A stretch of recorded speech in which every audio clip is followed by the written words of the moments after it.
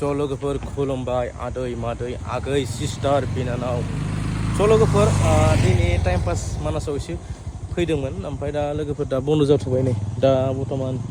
सोलिथ'ला लोगोफोर नोंथांमोननो देखायनो हाला नैफोरखौ नायदो नै मानास नेसनेल पार्क लोगोफोर मैयानो बन्द' जाबाय मैयानो लास्ट डेटमोन आरोना ओमफ्राय दा अब्लाबो नोंथांमोना जास्ट नायदो ओमफ्राय अक्ट'बरावसो खुलिगोन ना लोगोफोर नेक्स्टआव मोजां देखायनोसै नै गेटआ आरोना माने लोगोफोर बिराद मोजां आरो नेचारेल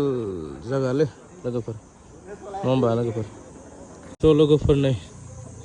दा बर्थमान बन्द' जेबो गैला नै बेयावनो बुकिं खालामनो हागौमोन आरोना ओमफ्राय नै फाइनालि लोगोफोर गेटआ आरो ओमफ्राय मा देखायबावनो लोगोफोर नोंथांमोना एसे भिउखौ नायदों नै गेटखौ प्रटेक्ट उइल्ड लाइफ ओमफ्राय नै गेटआ बेनो आरो लोगोफोर भिउआ दै